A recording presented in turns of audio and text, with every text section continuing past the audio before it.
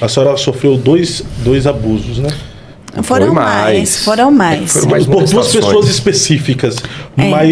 Mas esse foi o pior. É que tem uns que não dá para me falar. Então teve com outras pessoas além dessas duas citadas? Sim, teve outras pessoas que tentaram. Misericórdia. Teve uma pessoa que tentou me pegar na porta da minha casa.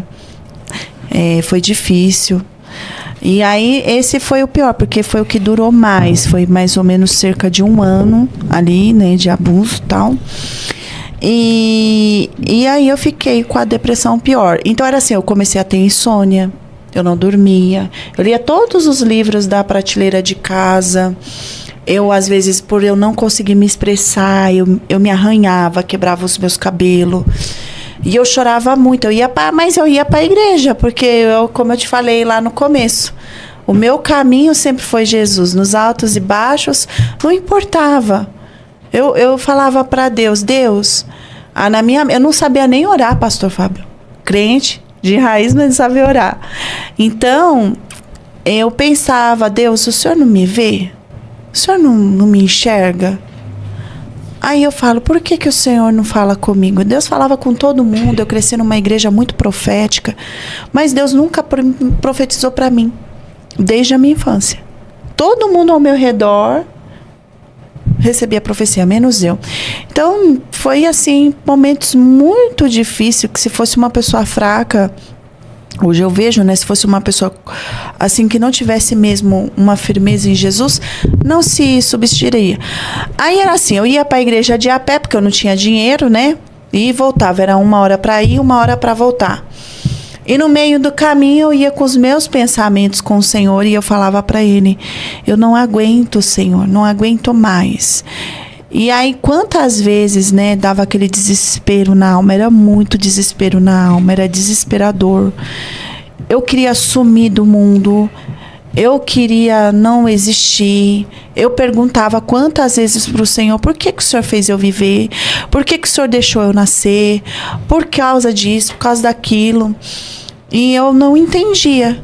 E quantas vezes eu andando ali, né, pela avenida, pelas ruas, aí eu via assim nas avenidas o caminhão passando, o carro passando, e eu falava assim, dentro de mim, vou me jogar bem ali, porque eu sou um lixo mesmo, porque você sentir a pior pessoa do mundo.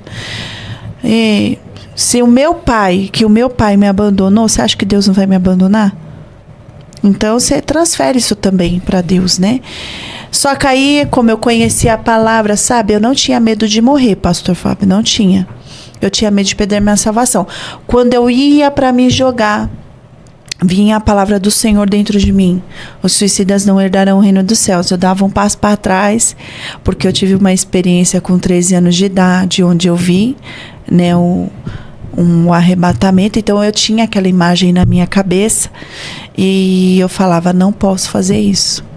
Mas dentro disso, eu lá na Assembleia já, com todas essas questões, nos meus altos e baixos, muita depressão, só que quem olhava para mim não dizia. Porque eu chorava dentro da igreja, mas ao redor eu conversava normal, eu vivia como uma pessoa normal. Mas aqui dentro ia morrendo dia após dia. Eu ia engolindo tudo, né? Engolindo. Eu conheci o pai das crianças, comecei a namorar com ele lá na Assembleia. E uma das minhas primeiras tentativas de suicídio foi no namoro. Que eu peguei a Gillette, entrei no banheiro, foi um dia que eu não estava muito bem, não estava mesmo. E foi um dia no horário de almoço do meu serviço, que era perto de casa, não tinha ninguém em casa. Não ia ninguém lá naquele horário e eu catei a Gillette, eu ia cortar meus pulsos. Só explica que os pais das crianças não sou eu, tá? Os dois enteados. Né? É o pai do Moisés da Queta. E eu ia cortar meus pulsos. Pastor, naquela hora ele não era para chegar, porque ele chegava só depois das 3 do serviço. E me chamou lá eu com a Gillette na mão, me chamou lá no portão. Ok, lá. Aí eu levei um susto. Puf, larguei e fui pro portão. Foi a primeira. Aí passou um tempo, o nosso namoro se firmou e tal. E a gente já estava até meio com a data de casamento marcada. E aconteceu algo lá no meu contexto familiar, que foi... Eu fiquei muito mal. E aí eu peguei e eu falei, quer saber? Eu tô cansada, Jesus. Muito cansada. Aí eu, como eu te disse, eu tinha uns problemas de estômago, eu coloquei os remédios tudo assim. Remédio de estômago, tinha uma caixa de remédio lá em casa. Coloquei na mesa, esperei todo mundo dormir, todos da minha casa dormir, coloquei lá na mesa e tomei tudo. No outro dia fui trabalhar, acordei, fui trabalhar, eu falei, oxe, nem pra morrer eu sirvo. Porque eu tomei aquele tanto de remédio, não me aconteceu nada, fui trabalhar, falei, Jesus, nem pra morrer eu sirvo. Mas quando eu fui pro meu serviço, eu entrava às 9 horas. Quando deu no horário das 10, 10 e pouquinho, chegando perto das 11, aí eu comecei a sentir uma dor, que veio do meu estômago e foi para baixo. Eu tive uma hemorragia muito forte e fui parar no hospital. Aí lá no hospital, a médica me perguntando um monte de coisa, eu não respondia nada. Nem respondi que tinha tomado o remédio. Eu falei, se eu tiver que morrer, eu vou morrer. Pronto, e acabou. Aí ela foi, me colocou lá num soro, depois me deu alta, me mandou pra casa. Aí foi um bafafá na igreja, né? Tipo, que o povo pensou? Sim. Que eu engravidei e eu abortei. Mas não foi. E meu casamento estava marcado nisso. Aí passou, faltavam uns 2 meses. Uma semana antes do meu casamento, o pastor chama eu lá na salinha e falou que não ia mais casar. Eu ia a pessoa tal, cancelou.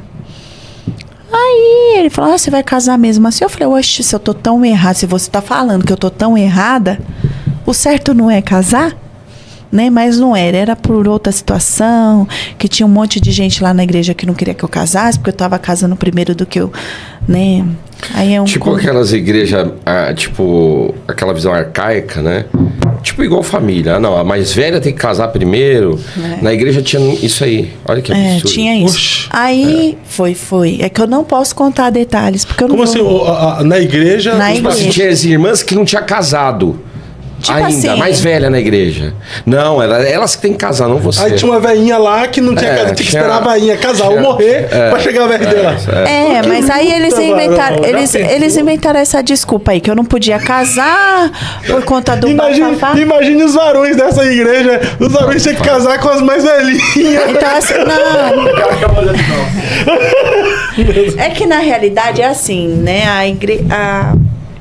Ai, como que eu posso dizer? É que eu não gosto de expor ninguém. Mas essa igreja tem muitos problemas na área sexual. Viu? Tinha. Teve muito. Mas assim, resumindo, cancelaram meu casamento, porque dizendo eles que eu tava em pecado, né? Aí eu falei, não, mas se eu tô em pecado, certo não é eu casar? Não tô fazendo certo? Então, 2 meses atrás, vocês estão falando isso agora pra mim? Confessa. Eu falei, não vou confessar nada. Aí eu falei pro pastor, não vou confessar nada, sabe por quê? Porque quando eu tava lá na cama, ninguém foi lá. Qual foi o dia que o líder dos jovens, alguém daqui, foi lá e perguntou como eu me sentia, como eu estava? Não vou falar nada. Não falei. E sobre os abusos, já tinha falado para um pastor, uma autoridade espiritual tratar todo mundo me via. Não, todo mundo me via chorar na igreja, se descabelar, mas eu nunca. Mas é o estilo de igreja, recebi, né, pastor? Ou o estilo de liderança, né? Nunca recebi nada, nem um abraço, pastor. Ninguém nunca foi me abraçar e falar assim, tá tudo bem com você? E eu cresci na igreja. Mas ainda assim se manteve firme, né? Mantive firme na igreja. Mas sem ajuda de ninguém? Ninguém, não tive ninguém pra senhora desabafar? A senhora nunca conversou com ninguém sobre essa situação? Não, nunca conversei, não tinha ninguém. Não tinha ninguém queria saber. E como é que era guardar isso pra você mesmo? Você morre. Você vai morrendo dia após dia. Então eu me sentia morta por dentro, fora a dor. Né, que é uma dor imensurável, não dá para dizer qual é o nível de dor da alma. A dor da alma é uma das mais complicadas que existe. Depressão mesmo, aquela pessoa que fala assim, olha, eu tenho depressão, esse é um nível, não tô desmerecendo depressão nenhuma, tá? Mas eu falo assim para as pessoas que a pior depressão que tem é aquela pessoa que está sorrindo, que às vezes chora de vez em quando do seu lado, mas que ela se comunica, ela faz as coisas. Eu trabalhava, eu ia para a igreja, eu fazia as minhas coisas, eu conversava com as pessoas da igreja, outros assuntos sobre louvor, sobre uma coisa, sobre outra, mas assim, nunca da minha vida. Só que assim, por vezes, talvez iam me achar morta no outro dia e todo mundo com um ponto de interrogação na cabeça. Tá, mas por que ela se matou? Porque ninguém sabia.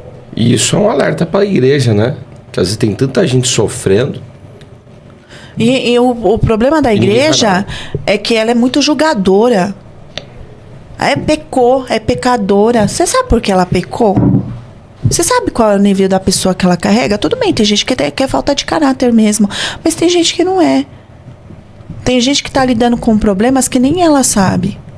Então eu não sabia o nível que estava.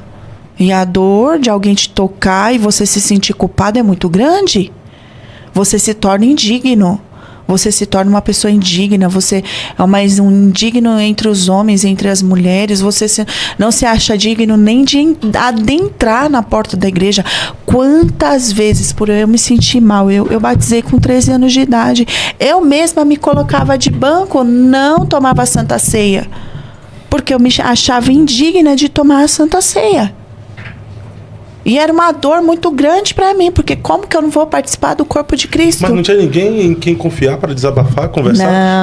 Não tinha não. A maioria ali era... Filho, você não tem noção. Era dizer para no outro dia, Deus e o povo tá sabendo. E como é que foi o processo de cura? Quando a senhora alcançou a cura mesmo? Então, aí eu casei, achando que ia ser feliz, né?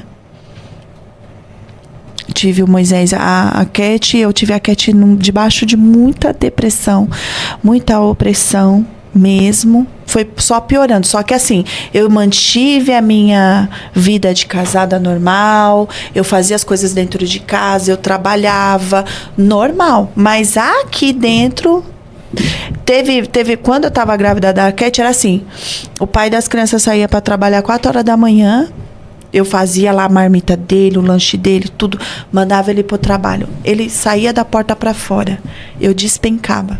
Chorava o dia inteiro sozinha. Quando chegava na parte era uma dor muito grande. Quando chegava na parte da tarde, eu ia lá, eu limpava a minha casa às vezes chorando. Tinha vezes que eu colocava louvor lá e eu ia chorando e limpando a casa e fazendo as coisas. Quando eu terminava e estava perto, eu tomava um banho, fazia alguma coisa, colocava gelo na cara para tirar todo o inchaço. E aí ele chegava, era como se não tivesse acontecido nada, o dia inteiro. E assim foi. Aí eu comecei a trabalhar novamente, a Cat tinha uns 4 meses. Aí ele saiu de casa. Aí foi mais outra dor, um monte de dor em cima de dor. E aí fomos abandonados e foi devastador. Aí foi devastador. Aí eu entrei num nível muito pior. Aí eu comecei eu tinha mudado de casa, já estava em outro lugar, já estava em outra igreja. E eu comecei a ir para essa igreja, outra igreja. Só que assim, teve uma vez, comecei a fazer parte do louvor da igreja, comecei a ministrar o louvor, mas desse jeito. Mas para mim foi bom, porque foi uma ferramenta que eu usei para mim ter forças para me buscar. Para mim foi excelente. Eu digo que foi Deus que fez aquilo para mim poder ter forças para buscar. E eu fui começar a buscar. E aí perdi tudo. Fiquei sem nada. Eu dormia no chão, no tapete, em cima do edredom com meus filhos. Moisés era pequenininho. Tinha vezes que eu não tinha nem o dinheiro do leite. Eu dava água com açúcar para ele tomar. E ver aquela situação agora não era somente eu, era 2 crianças. E eu não dava conta. Então foi muito difícil para mim. E teve um dia, eu estava buscando. Começando a buscar, pedindo para o Senhor, que eu não estava mais suportando. Eu tirei a minha carta de motorista, eu nem sei como. Porque eu ia para a CFC, que eu ganhei a minha carta de motorista e eu fui tirar. Pagaram, né, para mim, eu fui tirar. Eu ia para a CFC, eu sentava lá, eu não prestava atenção na aula. Eu falava, Deus, o que eu estou fazendo aqui? Eu não tenho estrutura emocional para tirar uma carta. Mas eu ia ir de a pé e voltar, que eu ganhava a carta, mas não ganhei a condução para ir. Então, e era uma caminhada muito grande. Quando eu fui fazer as aulas práticas, Deus preparou aquele professor para mim. Eu sentei assim, ele falou assim, você já se viu dirigindo? Eu falei, não. Você sabe alguma coisa? Eu falei, não. Aí ele pegou, pois senta aí no lugar do motorista, tirou uma foto minha, olha só que motorista você é, vai se tornar uma excelente motorista. Só que a minha mente não tinha capacidade de nada. E tirei a carta nesse cenário. E teve um dia que eu estava lá, comecei a buscar o Senhor na minha fraqueza, na minha pequenez. E a última tentativa foi quando tinha acesso a uma arma na minha casa. Eu sabia destravar. Peguei a arma na estante. Eu destravei ela, pus ela na minha cabeça. E eu ia dar um tiro. Falei, amanhã todo mundo me acha aqui. Aí eu escutei lá no fundinho, porque eu já estava começando a buscar com mais intensidade o Senhor. Mas a dor não saía. Aí a voz do Espírito Santo falou assim dentro de mim, olha para os seus filhos. Quando eu olhei assim para o lado, meus filhos deitados no colchão, assim no chão. Eu comecei a chorar. E falou assim para mim, com quem que eles vão ficar? Aí eu falei, pus a arma lá, fui pro banheiro, liguei o chuveiro para os meus filhos não verem, dobrei o joelho no chuveiro e eu falei, Jesus, ou o Senhor me cura, eu morro, eu não tenho mais para onde ir, eu preciso que o Senhor me cura, eu preciso. E nisso eu fui buscando. Tinha dia que eu dobrava o joelho, eu só sabia chorar. Tinha dias que eram os louvores que eu não sabia orar direito, então tinha louvor que eu cantava, que era o que eu sentia no meu coração. Então tinha um louvor que eu gosto muito, que é o Nascer de Novo da Raiz e Ravel, que era aquele, na realidade o que eu queria era nascer de novo, apagar esse passado triste do meu coração, enxugar as lágrimas que ainda rolam no meu rosto. E para isso eu sei que só Jesus dará a solução. Então, e eu cantava esse louvor falando ele mesmo como se fosse uma oração para Deus. Queima, Jesus, queima, queima toda a amargura. Limpa, Jesus, deixe a minha alma pura. E eu orava. E eu ia ali naqueles louvores e eu me derramava. E foi no dia após dia. Jejum, oração, todos os dias, ininterruptos, todos os dias. E eu falava, Senhor, me cura. Senhor, arranca tudo isso. Senhor, aí teve, né, as questões de liberação, de perdão. O Espírito Santo fazia eu fazer orações que eu não entendia. Libera perdão. Se você não perdoar, eu não te perdoo. Então foi, libero perdão para fulano, libero perdão para cicrano, libero perdão por conta disso. Jesus, eu libero, declaro a salvação. Jesus, mas tira do meu coração essas tristezas. Eu não suporto viver com isso. Não suporto. E tinha vezes que eu orava e eu falava assim, eu não sabia como me expressar direito. Então teve algumas vezes eu falei para o Senhor, Senhor, eu me sinto dentro de um fundo de um poço, atolada de lama até aqui, não tem ninguém para me tirar daqui. Quando eu olho para cima, tá tudo escuro, não tem uma luz. Era assim que eu me sentia. Não tem uma corda, não tem uma escada. Como eu vou sair daqui? Desse abismo que eu estou dentro de mim.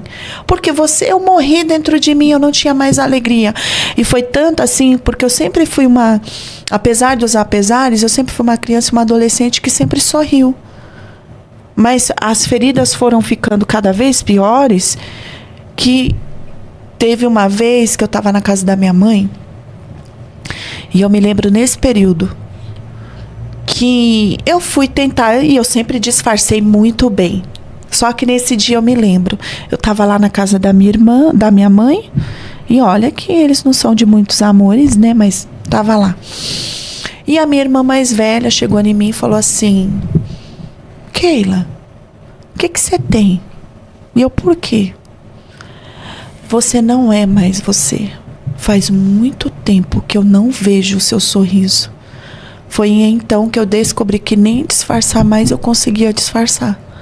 Nem, tipo, mascarar do jeito que eu mascarava, de engolir, e vamos embora, vamos seguir em frente. Vamos ver, o dia de amanhã Deus pertence. Que eu não consegui ir naquele dia, eu chorei como nunca. Só que eu não consegui falar. Ficou travado. Chorei. Foi a primeira vez que a minha irmã me viu chorar daquela maneira. E ela ficou ali espantada porque eu nunca chorei, assim, nesse sentido, no nível que eu chorei, de dor mesmo. E eu voltei para casa e eu falei, Senhor, me ajuda. Eu não via futuro para os meus filhos, eu não sabia como que eu ia cuidar deles, eu não sabia o que eu ia fazer, não sabia de nada. Só que nisso eu fui buscando, né? E aí é onde vem a parte boa. A cura foi processual. Foi processual. Uma busca. Foi. A liberação de perdão também processual. Foi liberação de perdão. Fui fazendo muitas orações de liberação de perdão. Senhor, não deixa... Uma das orações que eu mais fiz na minha vida foi, Senhor, tira toda a raiz de amargura de dentro do meu coração. Limpa e lava o meu coração. Eu não sei como que o Senhor vai fazer, mas eu rejeito toda a amargura, eu rejeito toda a dor, eu rejeito toda a tristeza. E tinha dia que a oração engajava, tinha dia que ela não engajava, tinha dia que era só choro, e tinha dia que a minha oração, eu parava assim lá no meu quarto, eu olhava bem para cima e eu falava, Senhor, tem misericórdia de mim, misericórdia eu peço. Misericórdia Tudo eu peço. Travava também. Travava. E assim Deus foi... Só que eu sentia assim, cada oração que eu fazia, Deus ia trabalhando dentro de mim. Isso durou anos. Durou 3 anos de busca. 3 anos. Mas qual foi o momento assim que... Tô livre, tô curado. Foi um momento que eu peguei, né? Tava tão leve, muito leve. Comecei a ficar leve. Aí um dia, no meio do nada, assim, eu falei, hoje eu não tô chorando. Cadê aquela tristeza dentro de mim?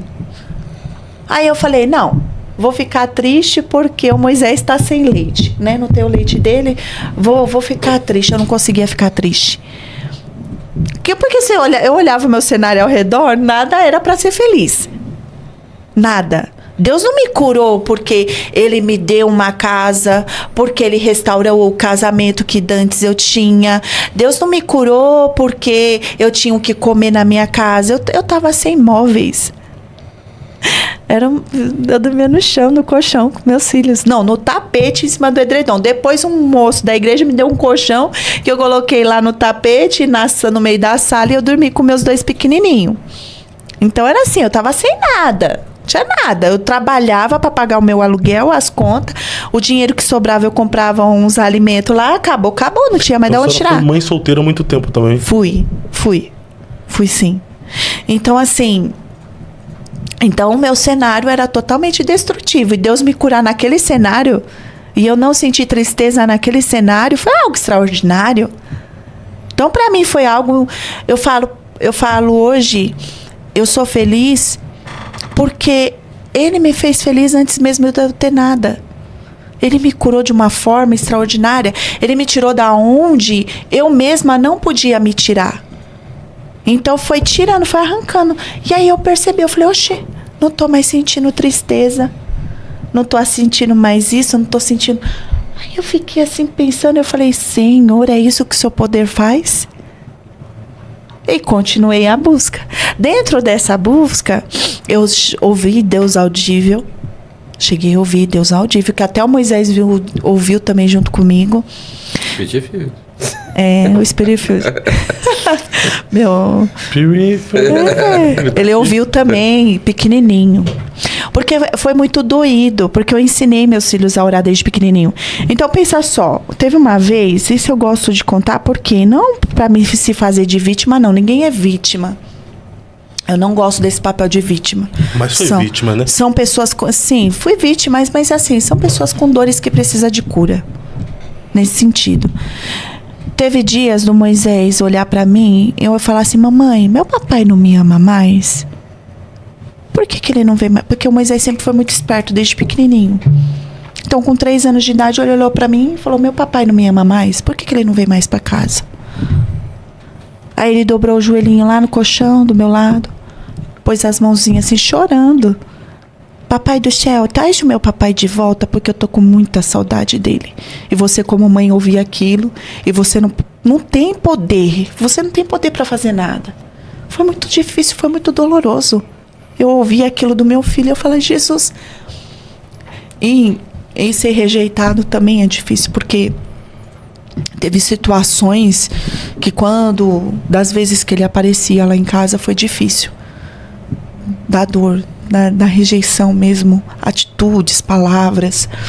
Então foi muito difícil.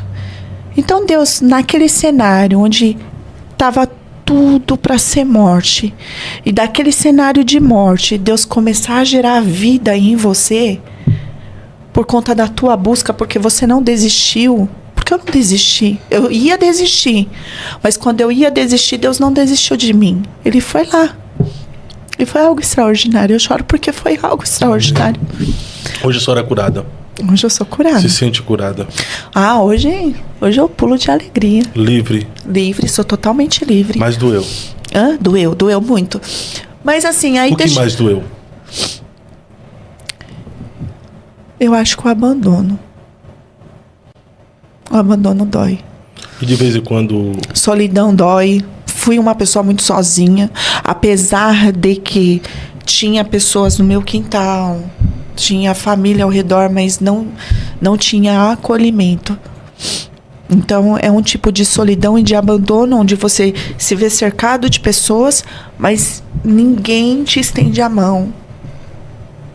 E mesmo que estendesse, talvez não poderia ajudar. Nunca tive um colo para me chorar. E de vez em quando o passado não vem como fantasma no presente? Não mais. Não. Hoje não. Hoje eu sou feliz, porque esses dias até olhei pro Rô e falei assim, Modinho... Hoje tem um Modinho, né? Hoje tem um Modinho. Hoje tem um colo do Modinho. Hoje tem um colo do Modinho. Esses dias eu cheguei... Aleluia! Calor. Esses dias eu cheguei em casa, tava um calor, e eu sempre fui uma pessoa calorenta, né? E aí eu cheguei lá, deitei na minha cama... A gente colocou um ar-condicionado no nosso quarto. Nem Salomão teve aí um ar-condicionado. Aí liguei o ar-condicionado lá no meu quarto. E eu comecei a rir. Aí ele falou, por que você tá rindo? Aí eu falei assim, Modinho, eu lembrei. Eu passei tanto calor que teve vezes de eu querer comprar um ventilador usado e eu não ter dinheiro. E aí, pra me acabar com o calor... Eu pegava as toalhinhas, molhava assim, deitava no chão e colocava as toalhinhas em cima de mim pra aplacar o calor. Então hoje eu olho assim, eu tenho um ar-condicionado, não é nem ventilador, é um ar-condicionado no meu quarto. É maravilhoso. Gente, pra vocês pode ser assim, nossa, que pastora, né? Tá falando de um ar... Mas vocês não têm noção. É do que Deus faz. Não é do que eu faço, é do que Deus faz. Então eu sou muito grata ao Senhor por tudo que Ele fez. Então, e aí teve um dia, né, que bateu a entrave entre eu e Deus, né, porque eu orava também para Deus restaurar o meu casamento, e eu, como uma crente raiz, falava assim, não, eu creio, Deus está me curando, eu tenho fé, eu oro, eu jejum, eu estava indo para o monte. Quando eu não orava na minha casa, eu ia para o monte orar, e eu busco, eu oro, Deus vai restaurar o meu casamento, porque eu sou crente raiz, né? E aí?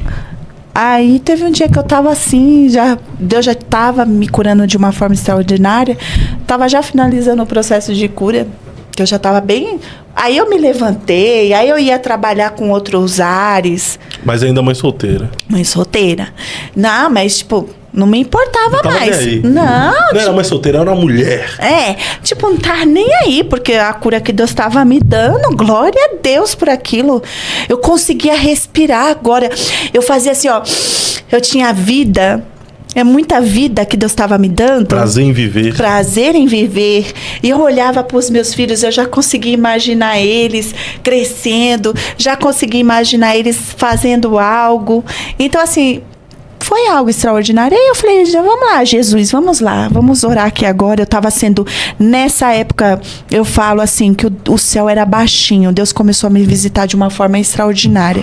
Porque Deus me limpou e depois Ele começou a me visitar de uma forma extraordinária. Então o céu era baixinho. O Espírito Santo começou a ser a minha melhor companhia. Eu ia deitar, Ele sentava ali do meu lado... E ele conversava comigo a noite inteira. Esse é para quem acredita. Se você buscar Deus, você vai encontrar Ele. Buscar-me-eis e me achareis quando me buscardes de todo o vosso coração. Essa palavra é tão viva e eficaz.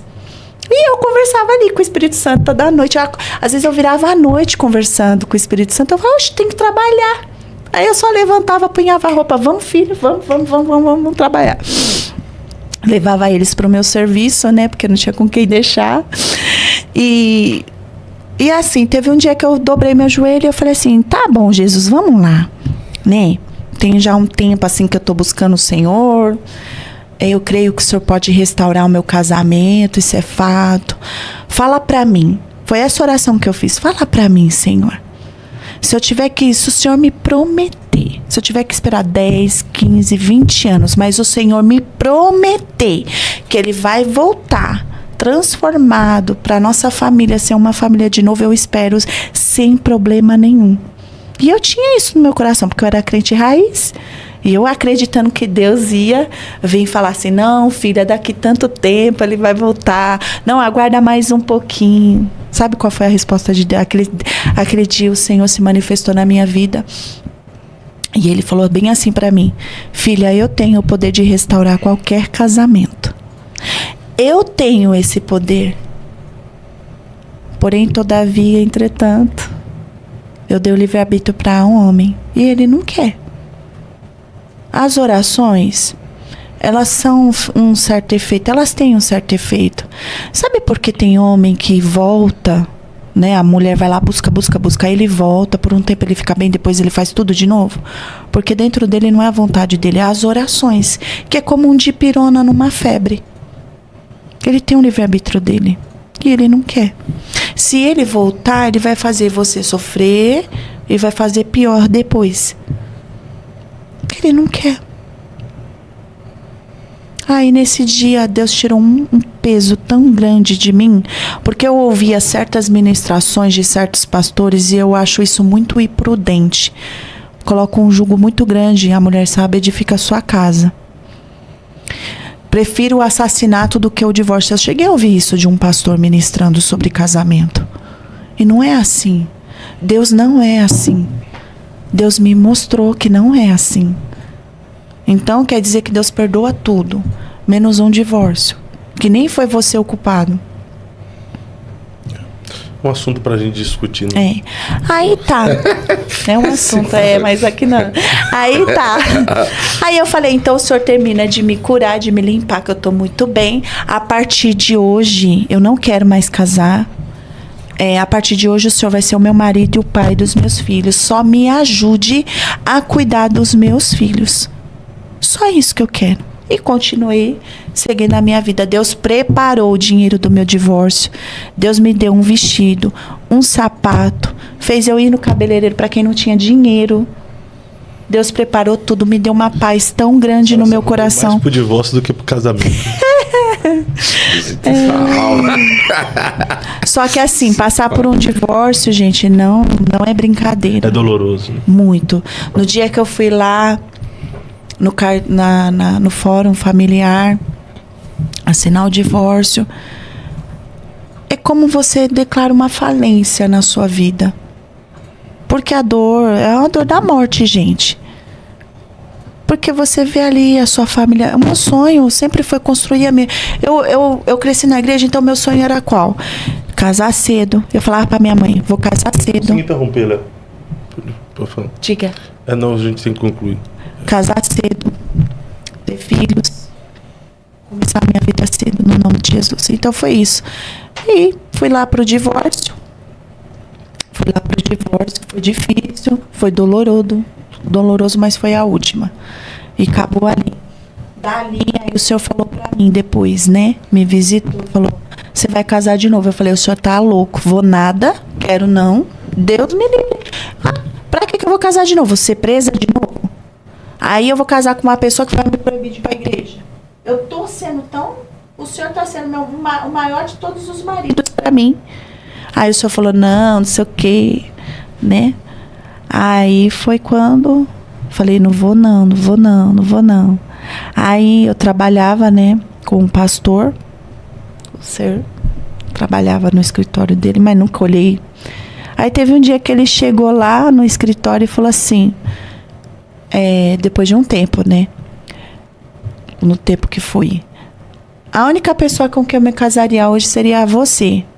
Por conta disso. Quem, o Rogério? Aí eu olhei, levou um susto. Não foi? Aí eu falei pra ele assim, tá, pelo seu caráter tudo bem, mas eu não vou casar não. Aí ele só falou assim, vamos orar. Eu fiz assim, pode orar. Não vou. Não vou casar.